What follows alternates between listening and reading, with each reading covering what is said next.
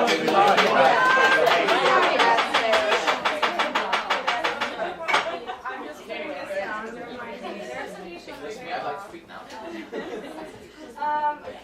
we have next up, Clarke. Yay!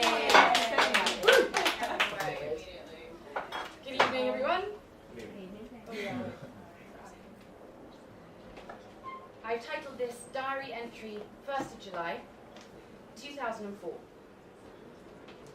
It's an abnormal show tonight. It's sunny and the audience is stretched to 400 people, 10 dogs and a herd of cows mooing off stage right to the sound of peas, blossom and mustard seeds slightly out of tune ditties because they got wasted last night with Oberon. It's our 30th evening on tour, and most of us in the half ropey and half could go somewhere with this profession cast have decided who we would trust with our innermost bodily malfunctions and who we wouldn't choose to be saved by if we had fallen into a dark well in the middle of a deserted bog. We're at Powers Castle in Welshpool, which stands magnificent and red and flowery above us, eating up the acoustics. The 4'4" girl playing Cobweb smoked too much pot during the first week and now sounds more like Ray Winston than Shakespeare's fluffy nymph, and there's no echo to help her out tonight. I can see from the backstage tent that people over the age of 60-ish are either leaning forward to try and hear what she's croaking out, or putting their reading glasses on and flicking through their naff multicoloured programmes to read who the hell this strange creature is. Meanwhile, I've had an argument with Hermia, which should be useful seeing as I'm playing Helena, but it tends not to work like that on stage. Example, if you're having a fling with someone in the cast and you have a snogging, flirting, sex scene coming up, you can be sure it will be lifeless and boring to watch because the tension is gone, or it goes too far and you become self-indulgent and get carried away on stage, which is far worse. This has happened between Hermia and me, an argument, not sex, although we did have a weird night after the dress rehearsal where she squeezed my right boob and brushed my face with her shaking fingers after 2-for-1 cocktails and Wetherspoons in Lincoln. Anyway, we had a damn good row yesterday in the Ford Mondeo from Skegness.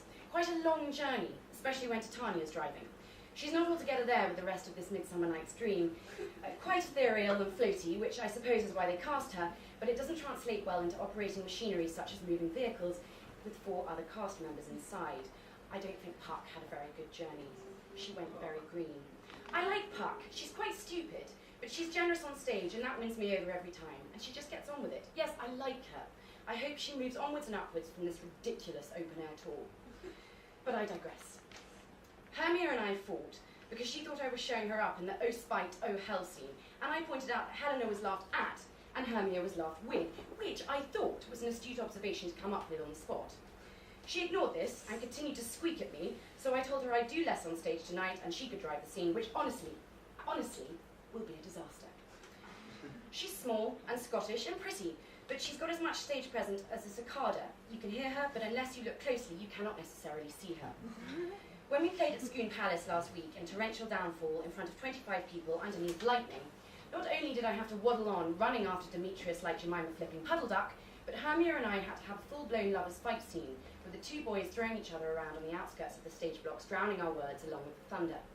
Hermia did not see it fit to go, quite literally with the flow of water, as the boys slid around like 4-year-olds in a paddling pool, and she stood there, lemon-like, reciting her lines, and I continued to waddle out my performance around her for 2 drenched and humiliating hours. There's nothing worse than a self-conscious actress.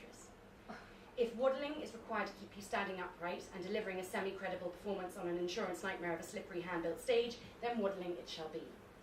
I can only hope that come the interval tonight, Hermia will have grown some balls and accepted my apology, although I'm still not entirely sure what I was sorry for. Tomorrow, we're off to Liverpool, where I hear there's a massive football match on. We may beat our record of 10 people in the audience. That was a night of hail in Stoke-on-Trent. And we're staying in a youth hostel. I suppose it's better than the Shed. Yes, the Shed we stayed in before our Lancaster show 2 weeks ago. All 15 of us had arrived at 2 a.m, having dismantled the stage at Berkeley Castle at 10 p.m, exhausted and in need of the soft embrace of a duvet and pillow, not to mention a shower, only to have to attempt to sleep on wooden slabs with bunk beds resembling something out of Auschwitz, to the sound of randy, hungry geese on the farm next door. No sign of this theatre company's financial trouble at all. I wonder where I'll be in 5 or 6 years' time. I hope for the sake of my sanity and my friendships, I've moved on from earning £50 a week to pour my heart out pretty cringingly, carry heavy stage blocks, weighty Shakespearean costumes, and being on the road with, quite frankly, the strangest people I have ever met. but I'm told projecting only makes one unhappy. Perhaps one day I'll be touring around actual theatres, buildings with auditoriums and dressing rooms and everything. If I get there, my agent no doubt will assure me it is because I've done this prancing around in the summer fields and rain of the United Kingdom and learned a heap load. I suppose I've learnt how to restrain myself from strangling a snoring Lysander and resist the advances of a drunken red-bearded bottom. Perhaps it will stand me in good stead when I'm moving around the south of England theatres, heading for the West End and working for someone big. I wouldn't even mind playing Helena again. She deserves a second chance after my catastrophic, retarded attempt in what is supposed to be Shakespeare's funniest play. I can only smile and hope. In the meantime, it's my cue to go and chase a rather hefty Demetrius around the stage and pretend I'm a spaniel in need of a shag.